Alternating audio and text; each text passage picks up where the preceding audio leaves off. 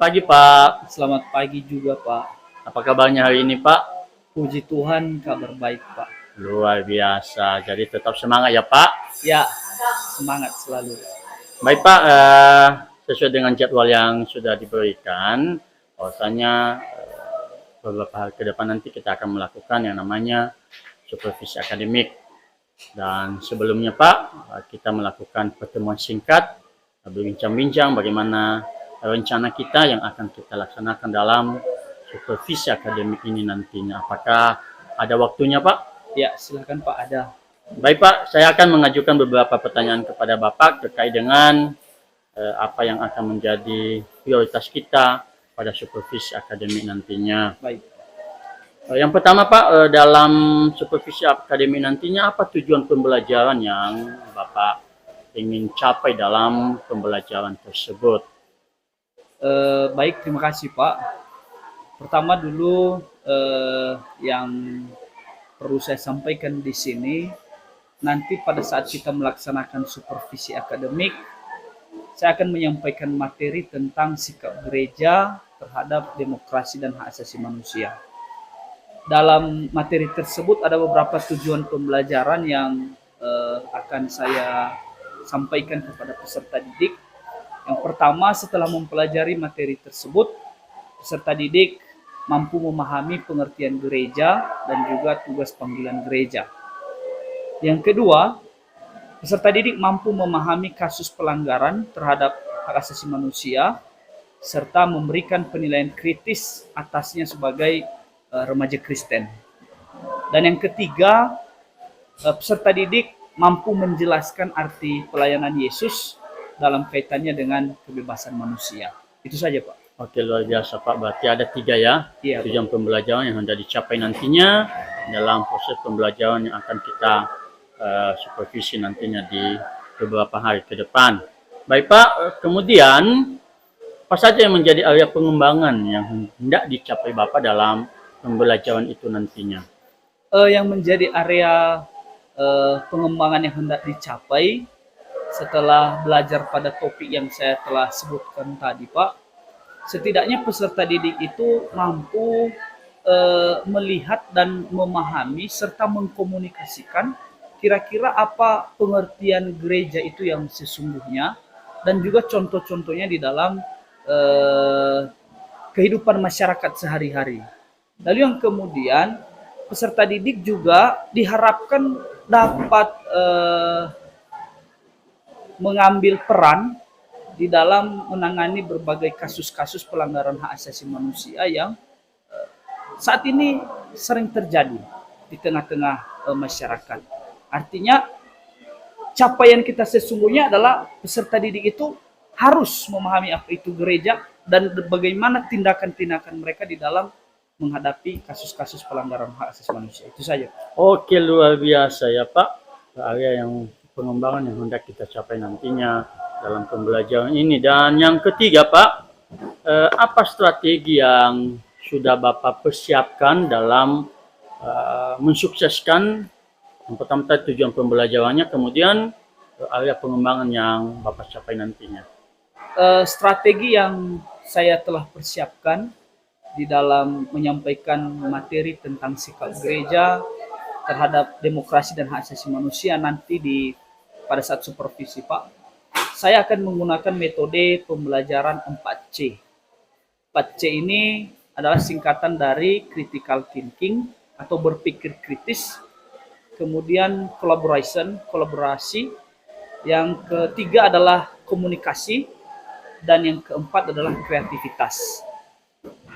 Di dalam melaksanakan metode pembelajaran ini nanti saya juga telah mempersiapkan LKPD untuk membantu saya memberikan tugas mandiri pada setiap peserta didik. Selanjutnya saya juga telah menyiapkan video pembelajaran dan juga materi PowerPoint yang akan membantu saya di dalam menyampaikan materi kepada setiap peserta didik. Itu saja, Pak. Oke, luar biasa sekali ya, Pak. Sudah begitu terstruktur apa yang menjadi strategi atau model pembelajaran yang sudah Bapak persiapkan nantinya dalam proses pembelajaran, sehingga saya sangat tertarik, Pak, dan tidak sabar untuk melihat ya bagaimana nantinya hasil dari pembelajaran yang akan Bapak lakukan di kelas, sehingga nanti juga bisa menambah pengetahuan kita bersama dalam proses pembelajaran. Dan apalagi pembelajaran yang ingin kita sukseskan ini adalah pembelajaran yang berpihak kepada murid. Oke Pak, baik. Mungkin ada yang ingin Bapak sampaikan lagi? Tidak ada, Pak. Oke, baik. Jadi kita akan bertemu lagi ya Pak pada supervisi akademik nantinya, dan sekali lagi saya sangat tertarik dan menanti ya bagaimana nantinya proses pembelajaran yang Bapak akan lakukan di kelas. Terima kasih atas waktunya Pak. Sampai jumpa di kesempatan berikutnya. Terima kasih, Pak. Terima kasih Pak.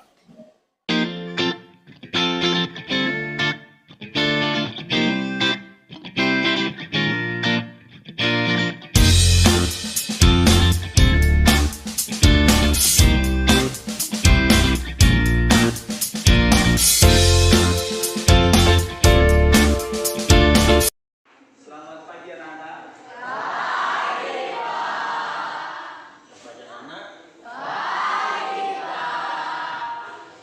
Bagaimana kabarnya pagi ini?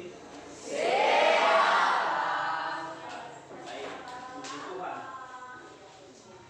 Saat ini kita akan masuk pada mata pelajaran agama, dan seperti biasa sebelum kita memulai kegiatan pembelajaran ini, saya minta satu orang peserta didik untuk memimpin kita dalam nyanyi dan doa.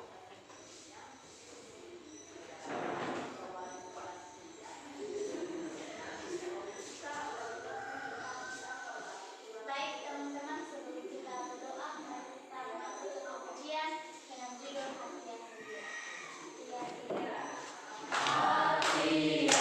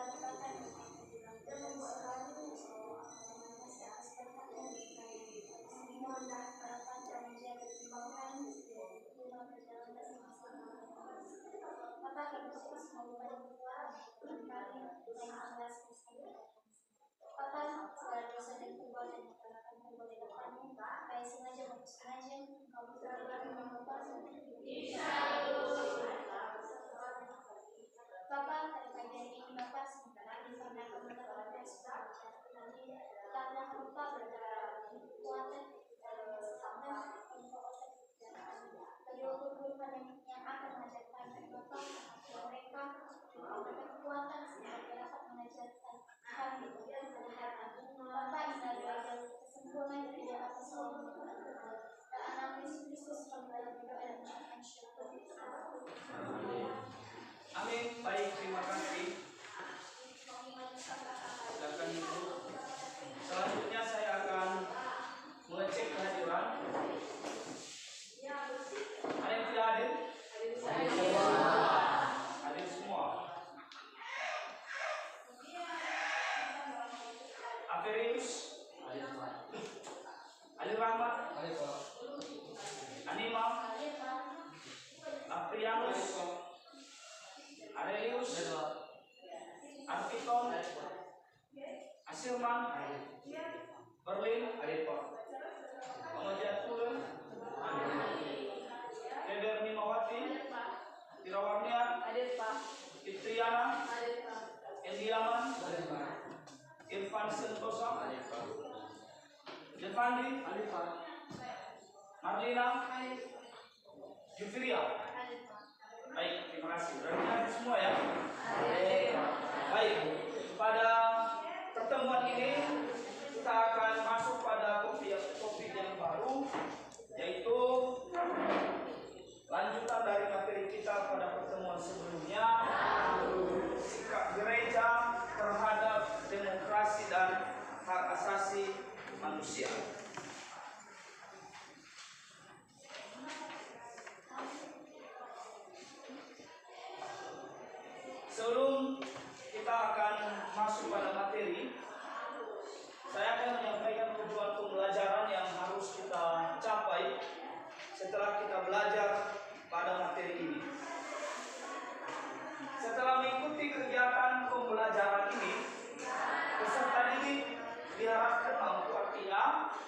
kamu punya kewajiban untuk memahami pengertian gereja dan tugas panggilan gereja. Itu yang pertama. Sekali lagi, memahami pengertian gereja dan tugas panggilan gereja. Yang kedua, peserta didik juga diharapkan mampu memahami kasus pelanggaran terhadap hak asasi manusia serta memberikan penilaian kritis atasnya sebagai remaja Kristen. Dan yang ketiga, kamu mampu menjelaskan arti pelayanan Yesus dalam kaitannya dengan kebebasan manusia. Itulah 3 tujuan pembelajaran yang harus kita capai nanti setelah kita belajar pada pertemuan ini. Saya mau bertanya, apakah anak-anak kami yang ada di sini pernah melihat gereja? Ya, mungkin Irfan Sentosa. Gereja apa saja yang pernah kamu lihat di sekitar kita? Gereja FY, NKP, Koinonia, SDA, DPI dan lain sebagainya. Oke. Ada yang lain? Mesta? AFY,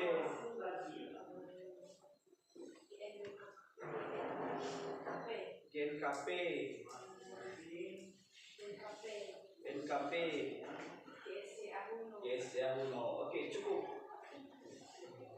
Rata-rata anak kami pernah melihat gereja. Ada yang tidak pernah melihat gereja? Tidak pernah. Ada yang tidak pernah masuk ke gereja? Semua pernah masuk ke gereja ya? Berarti kita ini sudah punya pemahaman setidaknya tentang apa itu gereja. Yang kedua, kalau kamu pernah melihat gereja, tadi ada beberapa contoh yang disampaikan oleh kawan-kawan baik si Sentosa maupun si Sefrin Mestaria. Mereka mengatakan contoh gereja itu pas seperti BNKP, AFY, GSCA, GNKPI, AMI dan lain sebagainya. Dari contoh-contoh yang mereka sampaikan itu kira-kira menurut kamu apa itu gereja? Coba bisa. Putra kurang? Saya dari contoh-contoh yang telah diberikan oleh teman-teman saya, menurut saya gereja itu adalah sebuah gedung yang menjadi sebagai tempat untuk perkumpulan untuk melakukan suatu ibadah. Oke, bagus, tepuk tangan. Dari contoh-contoh yang sudah diberikan oleh kawan-kawanmu, baik Silvan Sentosa maupun Sefri, Putra Kemurahan mengambil sebuah kesimpulan bahwa gereja itu adalah sebuah gedung dan gedung itu dipakai untuk tempat beribadah atau tempat persekutuan dalam Tuhan Yesus Kristus. Oke, bagus ya. Dari materi yang tadi kita akan pelajari, coba perhatikan ini ada 3 kata kunci yang harus kita pahami bersama. Tadi judul materi apa?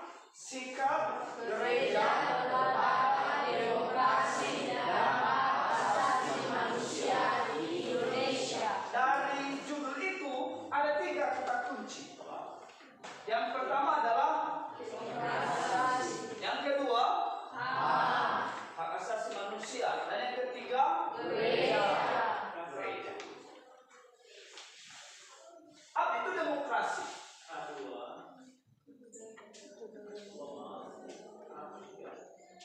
Satu orang membaca. Saya diam. Saya berdiri. Demokrasi adalah kedaulatan berada di tangan rakyat. Artinya pemerintah berasal dari rakyat, oleh rakyat, dan untuk rakyat. Demokrasi adalah kedaulatan berada di tangan rakyat. Artinya pemerintah berasal dari rakyat, oleh rakyat, dan untuk rakyat. Contoh seperti ini kita kita temukan pada sistem pemerintahan di Indonesia. Baik, jadi dari beberapa pengertian gereja yang kita sudah pelajari bersama-sama di atas, maka dapat kita simpulkan bahwa gereja itu tidak hanya diartikan sebagai gedungnya, tetapi juga orang atau manusia yang percaya kepada Yesus. Jadi gereja itu bisa memiliki dua arti. Gereja dalam arti gedungnya dan gereja dalam arti orang. Oke.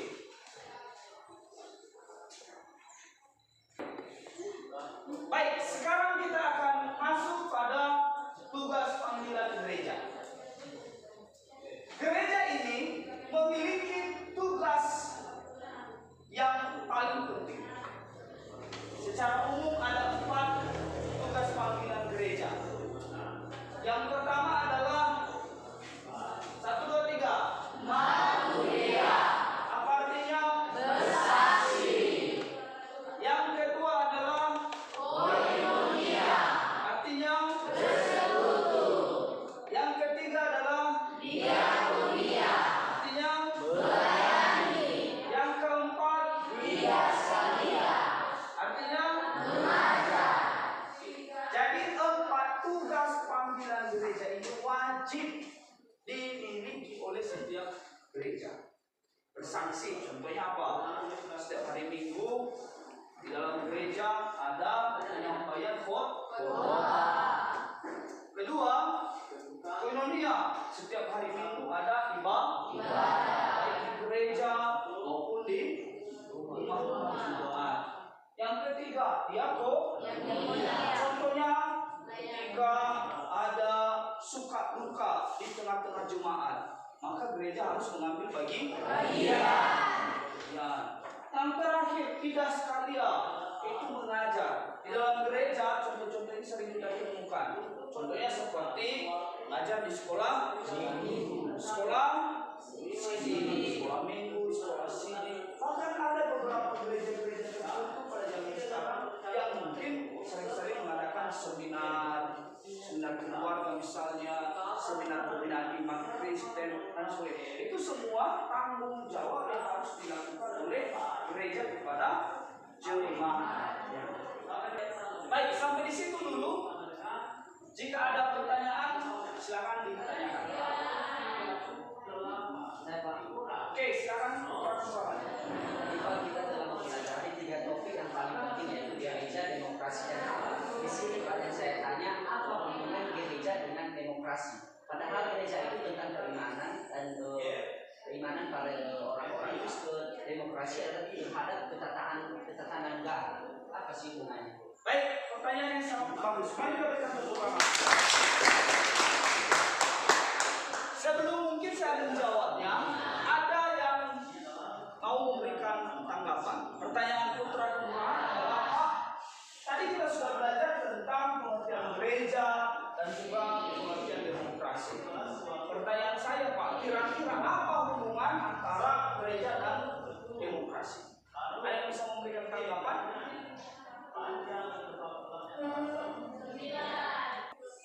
Baik, silakan Rina bisa memberikan tanggapan. Menurut saya Pak, kayak tadi kita ini kan negara demokrasi. Jadi gereja itu berada di tengah-tengah masyarakat demokrasi. Lalu apa hubungannya dengan gereja dengan demokrasi ini? Setiap dalam gereja itu dalamnya masyarakat dan masyarakat demokrasi. Terus kaitannya yaitu jika ada salah satu di dalamnya yang bahkan banyak pun yang di dalamnya ada yang berkaitan bahkan berperan sebagai politik di dalamnya. Jadi supaya tidak terjadi pemahaman-pemahaman yang salah di situ, gereja berperan membina dan atau memberikan nasihat-nasihat yang baik kepada politik yang akan menjadi pemimpin. Oke, bagus. Berikan tepuk tangan.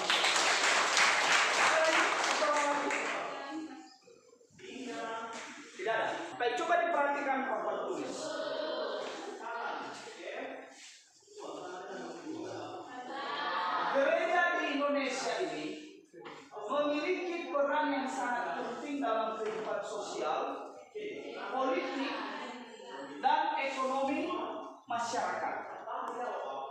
Sekali lagi, memiliki peran yang sangat penting. Mengapa gereja memiliki peran yang sangat penting dalam tiga dimensi ini, baik sosial, politik, dan ekonomi masyarakat? Jawabannya adalah karena gereja itu berada di tengah-tengah masyarakat. Ada tiga hal yang tidak bisa dipisahkan dari setiap kehidupan manusia. Yang pertama adalah agama. Yang kedua adalah pemerintah. Dan yang ketiga adalah adat istiadat atau kehidupan kemasyarakatan. Setiap manusia pasti akan diperhadapkan pada tiga hal ini. Jadi kalau gereja tidak bisa memberikan pemahaman yang benar kepada jemaatnya tentang apa itu maksud demokrasi, apa itu maksud hak asasi manusia, maka nanti kita akan menemukan masyarakat atau warga jemaat yang kadang-kadang tidak peduli baik terhadap demokrasi maupun hak asasi manusia. Coba perhatikan ya, setiap hari kita ini diperhadapkan dengan praktik-praktik demokrasi sederhana. Salah satu contohnya, bagaimana kita patuh dan taat kepada pemerintah. Salah satu contohnya, setiap tahun kita membayar pajak. Kalau gereja tidak membantu pemerintah di dalam memberikan pemahaman kepada warga jemaatnya tentang pentingnya membayar pajak, bagaimana sebuah negara bisa atau berkembang? Atau mungkin ke depan kita akan menghadapi yang namanya pemilihan kepala daerah.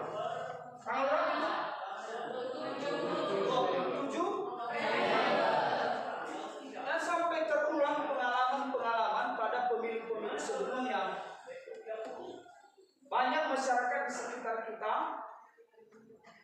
memilih untuk tetap tinggal di rumah, tidur, atau dia bekerja menyadap karet daripada dia pergi ke TPS untuk memberikan suara. Demikian saja mungkin materi yang bisa saya sampaikan pada pertemuan hari ini. Selanjutnya kita akan belajar berkelompok. Saya akan membagi kelas ini di dalam 4 kelompok.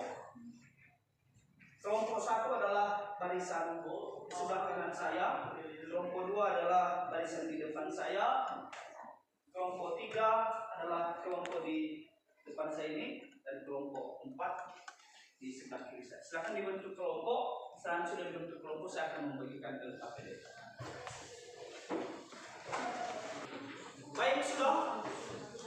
Baik. Dalam aktivitas kelompok ini, peserta didik dibagi dalam beberapa kelompok, lalu setiap kelompok nanti akan mengerjakan tugas di dalam LKPD yang akan saya bagikan. Ini kelompok 1.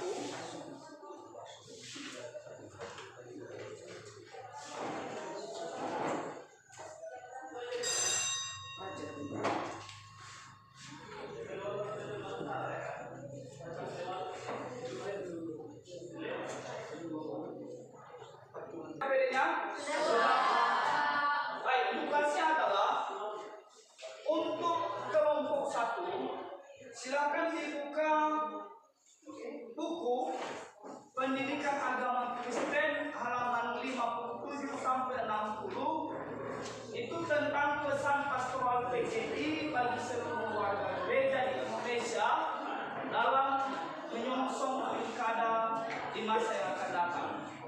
Setelah itu sudah dibaca, maka kemukakanlah apa saja hal-hal penting yang harus dilakukan oleh orang Kristen dalam berkontribusi mewujudkan demokrasi yang baik di Indonesia tanpa mengabaikan hak asasi manusia. Selanjutnya, silakan juga kemukakan apa saja pedoman memilih sesuai dengan pesan pastoral PGI. Bisa dipahami kelompok 1? Bisa. Kelompok 2, 3, dan 4, coba dibaca Alkitab dalam 3 nats di atas, kelompok 2 akan membaca 1 Samuel pasal 8 ayat 1 sampai 22. Sudah? Lalu setelah itu jawablah beberapa pertanyaan-pertanyaan yang ada di LKPD. Demikian juga kelompok 3, Matius 22 ayat 15 sampai 21, dan kelompok 4, Roma pasal 13 ayat 1 sampai 7. Semua pertanyaan sudah dimuat di dalam LKPD. Bisa dipahami ada pertanyaan? Bisa. Ada pertanyaan? Bisa. Kalau tidak ada silakan dikerjakan. Saya berikan waktu 15 menit mulai dari sekarang. Nanti ada pertanyaan lagi ya untuk kelompok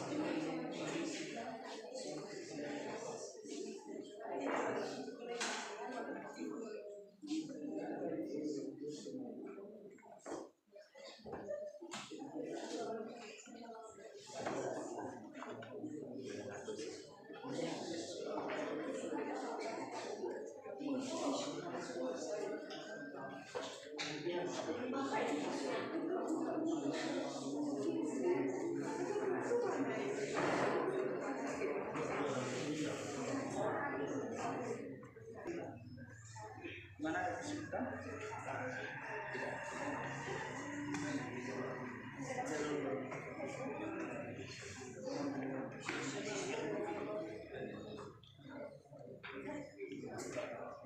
Kelompok 3 ada kesulitan?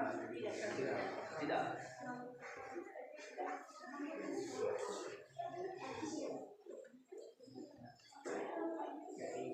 Jemaah senang.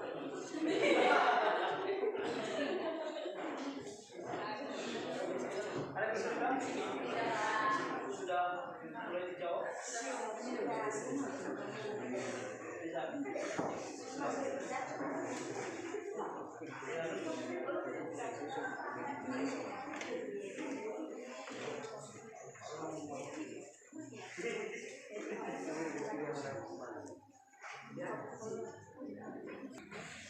Baik, sudah selesai semua? Kalau sudah selesai, maka kita akan dengarkan bersama-sama hasil diskusi dari masing-masing kelompok. Jadi 1 orang dari masing-masing kelompok yang akan mempresentasikan hasil diskusi kelompoknya. Kita mulai dari kelompok 1. Langsung saja kami berikan kesempatan.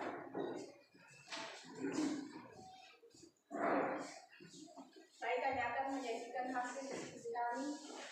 Pertama, bacalah buku pendidikan agama Kristen halaman 57 sampai dengan 60 tentang pesan pastoral PGI bagi seluruh warga negara di Indonesia dalam menyongsong pilkada di masa yang akan datang.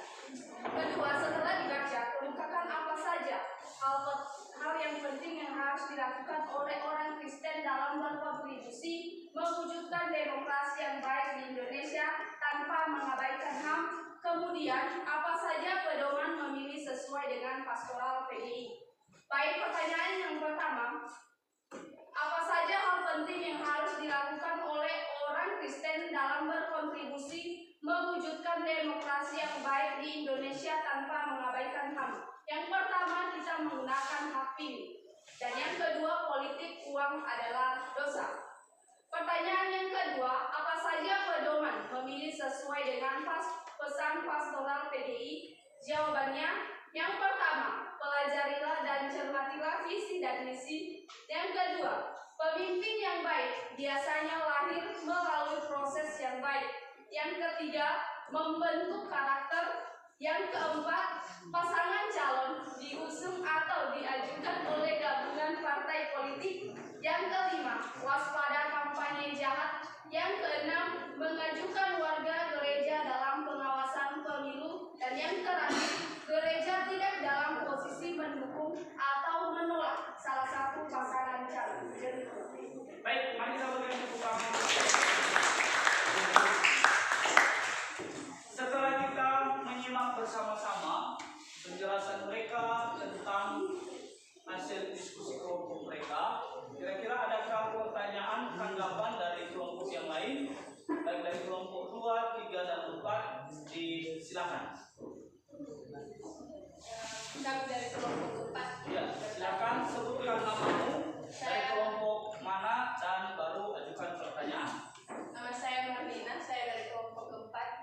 bertanya tentang mengapa politik uang itu disebut dengan dosa, padahal bukankah dengan memberikan uang kepada masyarakat itu merupakan tindakan kasih?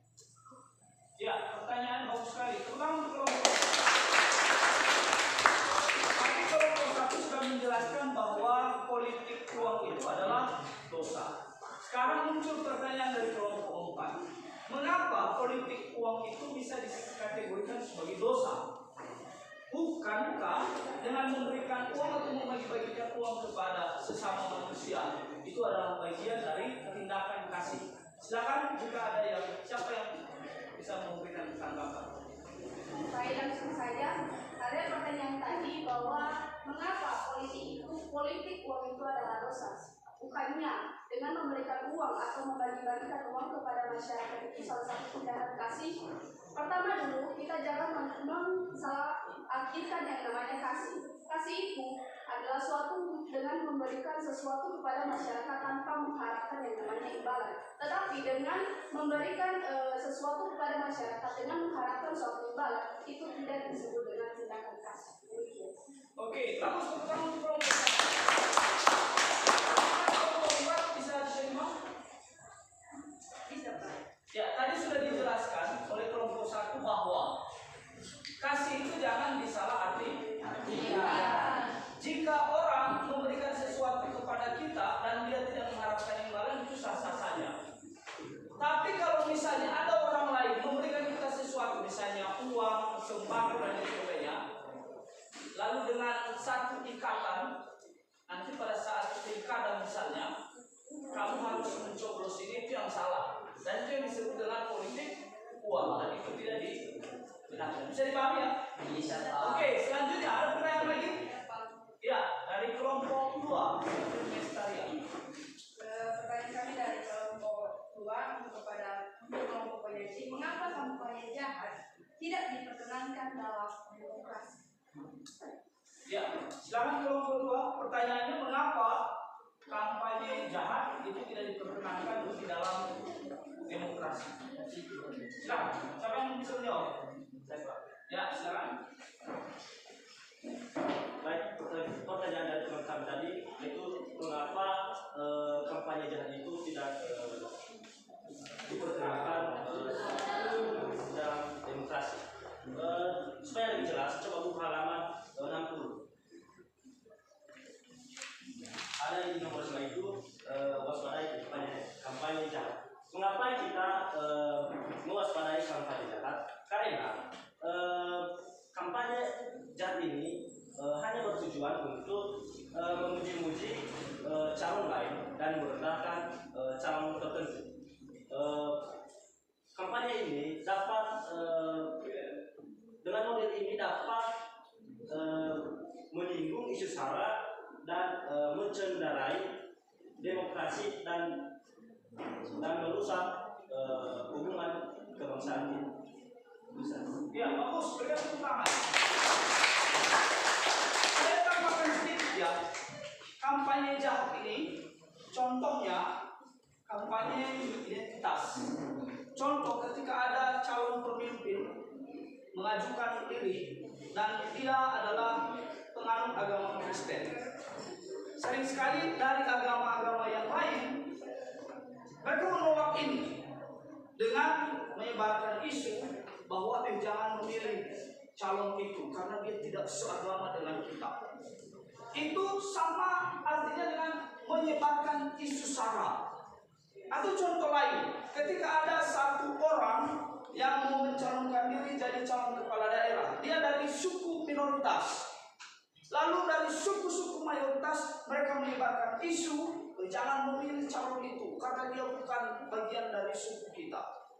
Ke depan itu akan berakibat fatal. Bisa saja terjadi kalau misalnya tadi mereka membawa nama agama, bisa saja ke depan akan terjadi perang agama. Kalau dia membawa nama suku, bisa saja suatu saat akan terjadi perang antar suku. Sehingga itu tidak boleh. Ya, ketika kampanye jahat menjadi salah satu alat yang dipakai oleh calon-calon tertentu untuk memenangkan pemilu atau pilkada, maka ke depan yakin dan percaya bahwa hasilnya bukan pemimpin yang berkualitas yang lahir, tetapi pemimpin-pemimpin yang hanya karena pengaruh-pengaruh isu-isu sara dan sebagainya. Bisa dipahami ya? Ada pertanyaan lain? Tidak ada? Tidak ada? Kalau tidak, mari kita berikan tepuk tangan untuk kelompok. Baik anak-anak, kita akan mengakhiri pembelajaran kita pada hari ini dan kita mengambil sebuah kesimpulan dari materi yang kita sudah pelajari hari ini. Mari saya lihat di papan tulis dulu. Kita baca ini secara bersama-sama. Kesimpulan dari materi kita hari ini. Mulai dari sikap beredar. 3 ya. Sikap beredar terhadap demokrasi dan HAM di Indonesia memiliki pengaruh yang besar terhadap masyarakat. Beredar memiliki peran penting dalam mempromosikan nilai-nilai tersebut guna membangun Indonesia yang lebih demokratis dan berkeadilan. Namun beredar juga diharapkan dengan banyak tayangan dalam mempromosikan nilai-nilai tersebut seperti budaya politik dan sosial, keterbatasan akses informasi, polarisasi sosial dan politik, kurangnya dukungan pemerintah, dan lain-lain.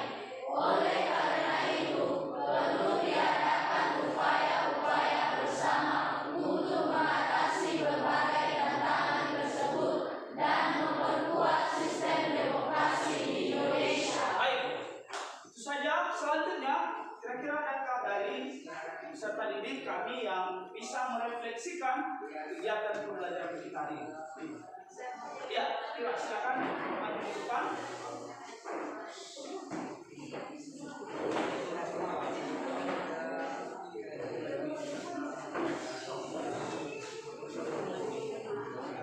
Berikan kesempatan. Terima kasih atas kesempatan saya untuk memberitahukan refleksi daripada materi yang sudah dijelaskan oleh guru mata pelajaran. Yang pertama-tama tentu saja pada saat saya memperhatikan ataupun mengamati segala proses demi proses ini sangatlah unik dan menarik, di mana kita saling menyatukan bagaimana sikap gereja terhadap demokrasi dan hak asasi manusia, dan di dalamnya kita mengerti dan mengetahui apa saja tugas-tugas gereja di dalam negara dan kebangsaan itu sendiri. Oleh karena itu kita sebagai peserta didik khususnya SMK Negeri 1 Sumeleng untuk bisa melakukan yang terbaik sesuai dengan tema ataupun topik dari pembelajaran kita pada hari ini. Terima kasih. Baik, terima kasih. Mari kita berikan.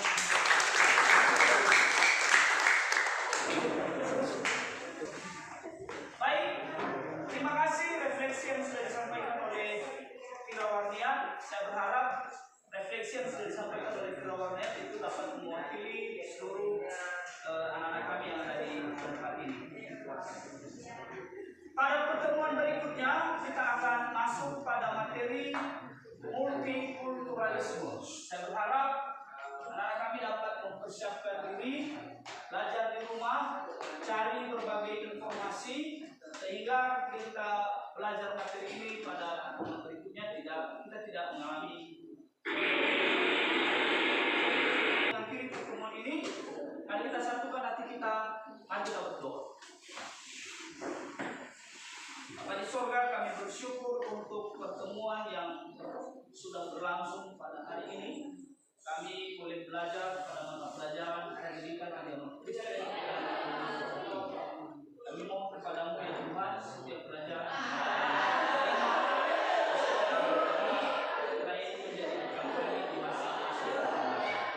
terima kasih Bapa di surga, dalam nama Yesus kami berdoa dan bersyukur. Amin. Demikian saja, sampai bertemu. Selamat siang.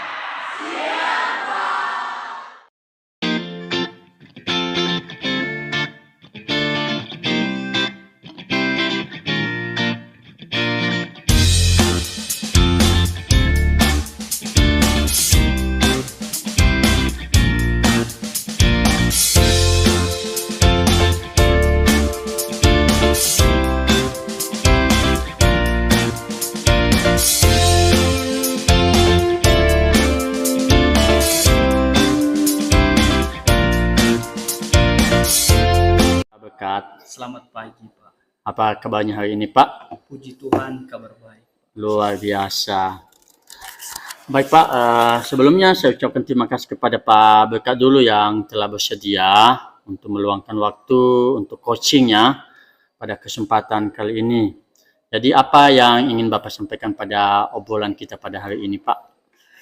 Pertama-tama dulu, Pak, saya juga sebagai guru sangat berterima kasih kepada Pak Jibwa yang sudah bersedia menampingi saya di dalam kelas pada pertemuan sebelumnya, sehingga setidaknya Bapak bisa mengetahui sedikit apa permasalahan-permasalahan yang saya hadapi selama kegiatan belajar mengajar berlangsung dalam kelas.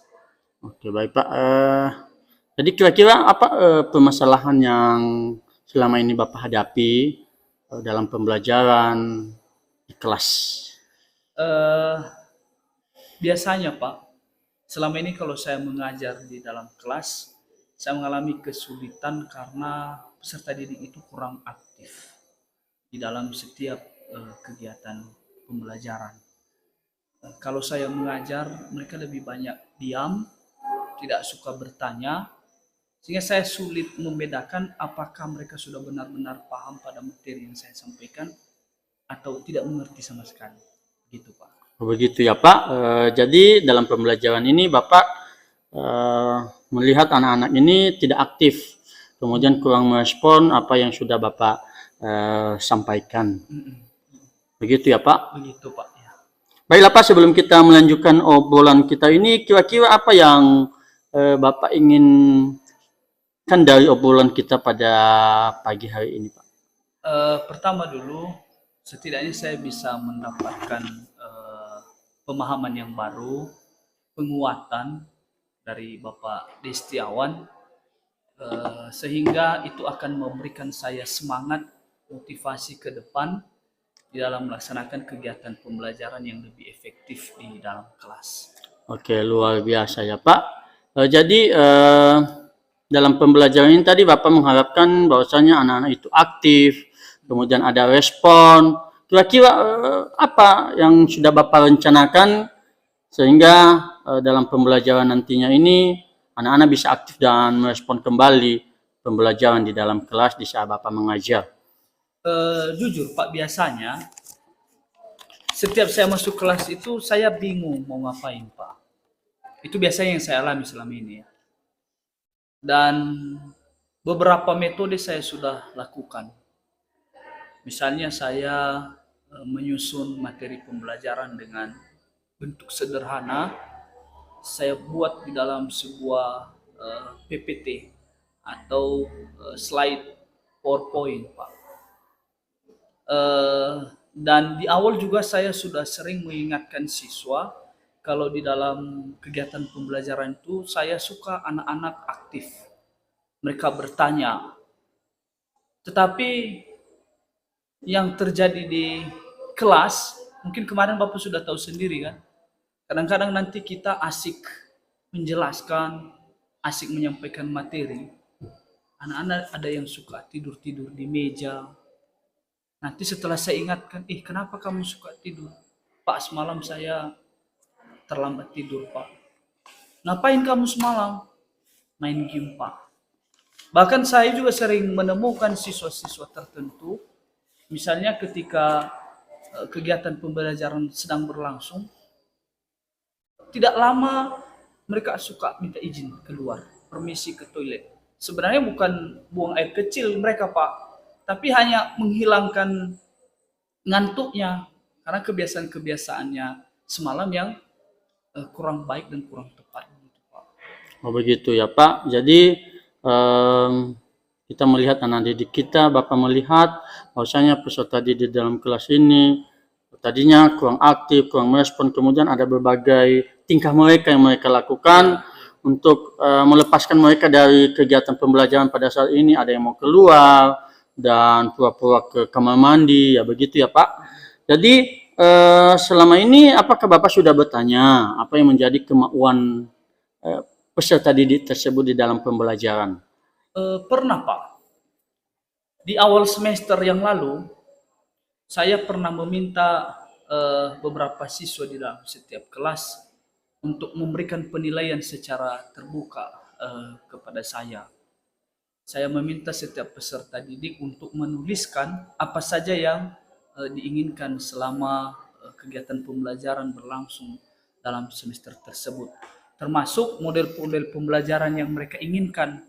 Karena biasanya saya suka memakai metode pembelajaran selain ceramah, metode diskusi, kemudian saya juga kadang-kadang mengajak mereka suka memberikan pendapat dan lain sebagainya, Pak. Tetapi mereka tidak ada memberikan penilaian apa-apa, Pak. Orang-orang yang saya minta itu entah mungkin mereka segan untuk menyampaikan ke saya ya. Mereka bilang tidak apa-apa, Pak. Sistem pembelajaran yang Bapak lakukan selama ini sudah baik. Sehingga sekarang saya bingung ini, Pak. Kira-kira yang gagal dalam kegiatan pembelajaran ini apakah saya sebagai seorang guru atau peserta didik yang memang kebiasaannya sudah seperti itu? Gitu, Pak.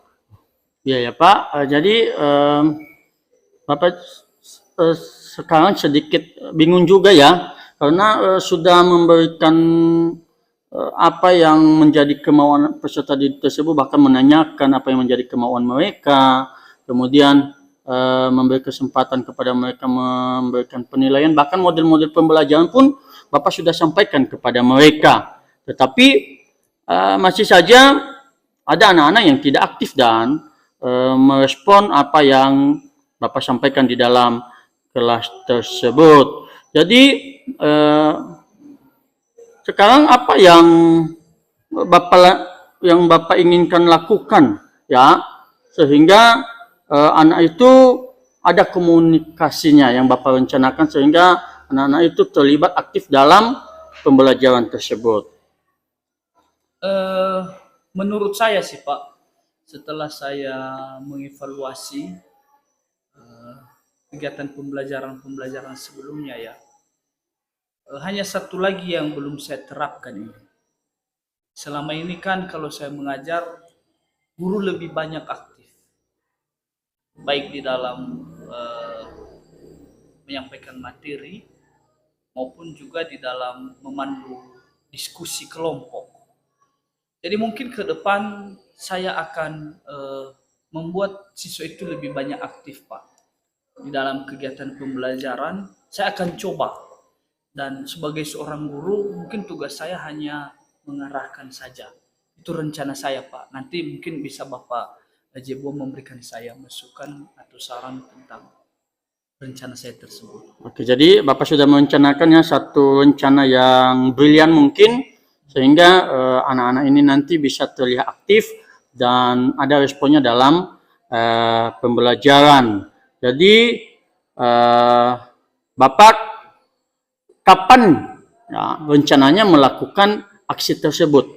Atau rencana yang sudah Bapak rencanakan itu tadi, mungkin tadi ada model pembelajaran yang belum pernah Bapak lakukan, dan kira-kira apa model pembelajaran tersebut dan rencana aksi yang Bapak lakukan ini kapan akan dilakukan?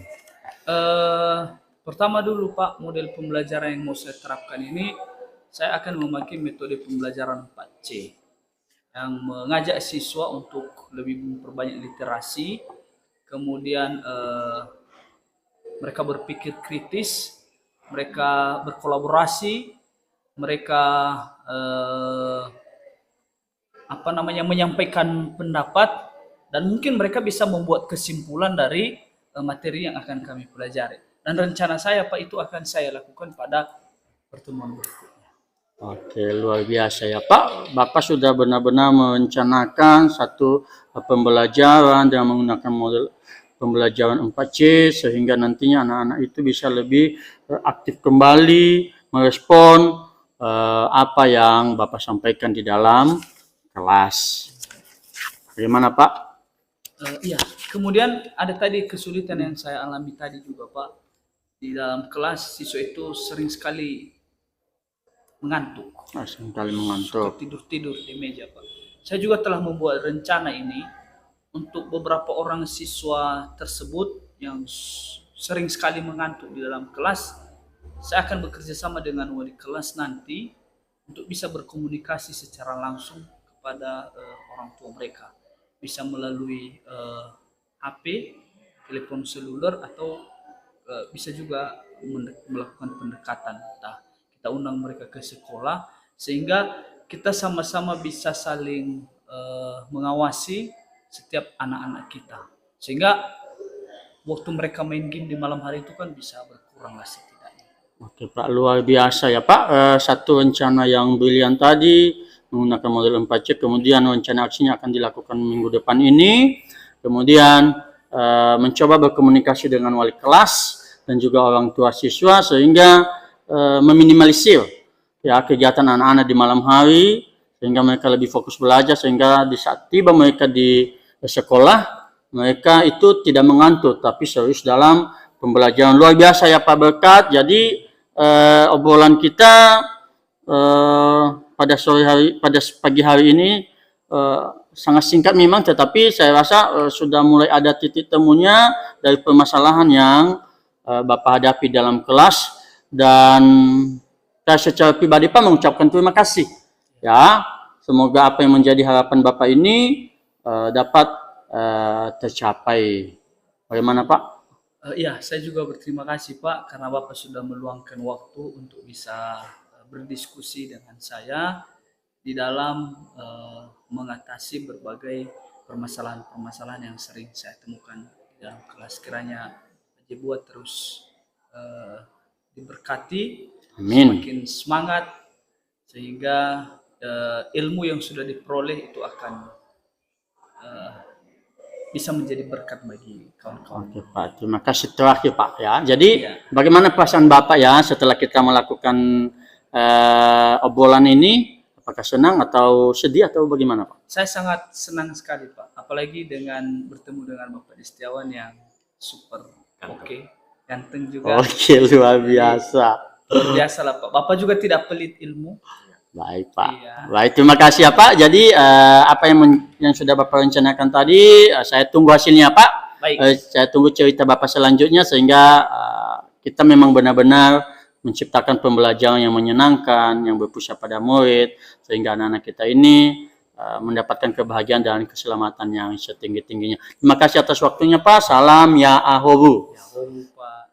Destiawan, Pak Labole sudah hadir, sudah berbincang-bincang tadi. Ada beberapa topik yang dibahas, dan sebelumnya dulu gimana kabarnya? Puji Tuhan baik. Tuhan Salam baik dulu, juga. Pak. Selamat pagi dulu. Yo. Ya Pak. Jadi sebentar lagi Hari Guru Nasional ya Pak. Terus kita sebagai pendidik ini tetap semangat. Bagaimana supaya generasi penerus bangsa ini bisa kita bimbing dan menjadi pamong untuk mereka. Nah, dari percakapan tadi yang Bapak Ibu sudah lakukan, saya tadi ada beberapa yang saya simak, luar biasa sekali telah dilakukan kemarin observasi di dalam kelas ya, minggu lalu ya, minggu lalu, dan hari ini adalah pasca observasi. Jadi tadi saya sudah mengamati bahwa Pak Destiawan sudah melakukan dengan baik, ya, melakukan dengan baik tahapan supervisi akademik, termasuk tadi adalah penerapan alur tirta, ya.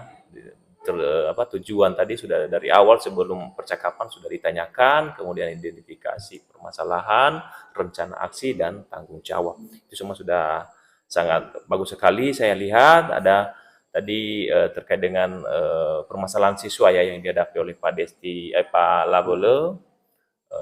Juga sudah jadi ada juga rencana tindak lanjut tadi, sudah direncanakan program-program untuk bagaimana mengatasi hal itu. Sudah berjalan dengan baik. Bagaimana? Mungkin lega sekarang ya Pak Jemboya? Ya, sedikit lega sih Pak. Ya, lega ya. Sudah lega sekali karena bisa melakukan supervisi akademi dengan rekan sejawat, sehingga bisa mengamati dalam proses pembelajaran ya, apa yang dilakukan oleh Pak Berkat, kemudian apa yang menjadi kelemahan dan kekurangan dari pembelajaran yang sedang berlangsung itu. Sehingga pada saat ini saya ada tindak lanjut ya. Kita dengarkan tadi bagaimana rencana-rencana Pak Berkat kembali dalam mensukseskan pembelajaran di kelas, sehingga pembelajaran yang dilakukan itu benar-benar berpusat pada murid. Baik, sangat luar biasa. Lalu bagaimana nih Pak Destiawan, sebelum Bapak mengenal bagaimana supervisi akademi ini, Dan setelah Bapak lakukan, sudah Bapak praktekkan, apa sih sebenarnya yang berbeda selama ini yang Bapak ketahui mengenai supervisi akademi ini dengan supervisi yang sudah Bapak lakukan sekarang? Kira-kira ada nggak yang mengubah mindset Pak Jebua, oh rupanya ini supervisi akademi itu sebenarnya? Bagaimana? Oke, baik Pak. Sebelum saya mengenal supervisi akademik ini memang dan setelah mengenalnya memang sedikit berbeda Pak ya.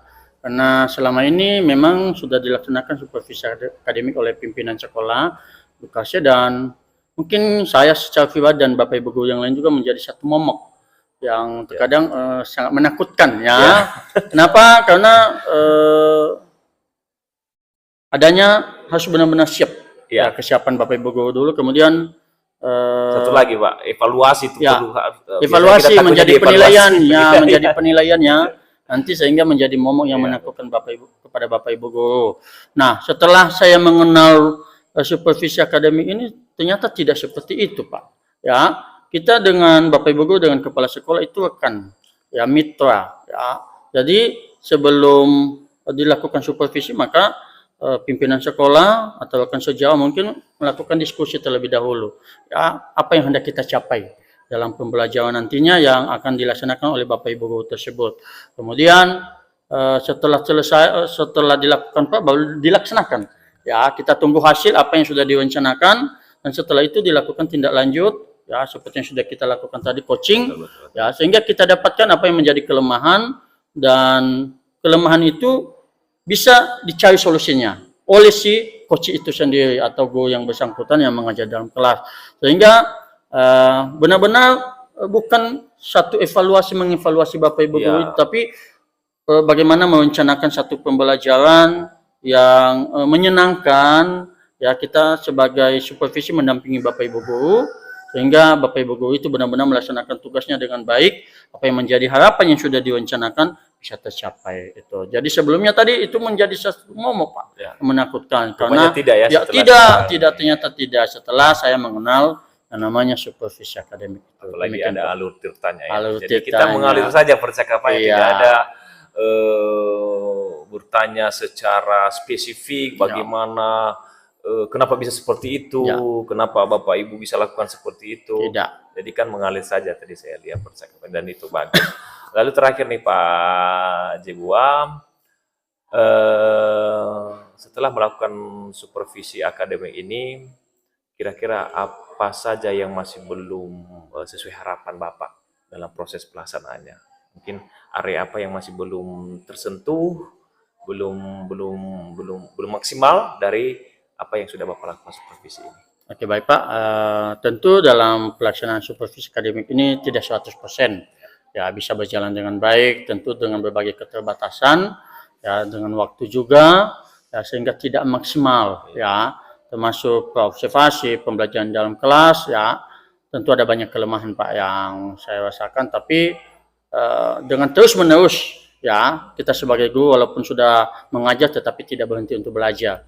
Ya, jadi dengan terus-menerus melakukan perbaikan-perbaikan, ya, tentu nantinya akan apa yang menjadi kelemahan dan kekurangan itu bisa tercapai dan tertutupi dengan seiring berjalannya waktu. Demikian saja Pak. Oke, baik Pak Jebua, mungkin itu saja cukup. Sekali lagi mengingatkan bahwa apa yang menjadi dokumentasi tadi dari observasi dan pasca observasi hari ini mungkin akan ditagih di LMS.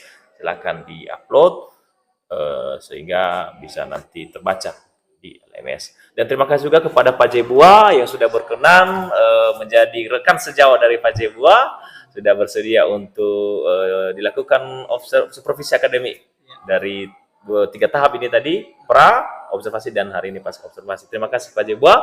Mungkin Pak Labele, kalau ada nanti misalnya sharing-sharing lagi lebih lanjut terkait dengan bagaimana pembelajaran dalam kelas, bagaimana dengan supervisi akademik kepada rekan sejawat, maka boleh nanti mungkin sharing-sharing kepada Pak Jebua dulu lagi, dan mungkin kita bersama nanti bisa bersama-sama membantu apa yang menjadi area pengembangan yang ingin dicapai oleh Pak Labolo. Mungkin itu saja, demikian saya ucapkan terima kasih atas kebersamaannya. Yauh. Yahoo, Pak.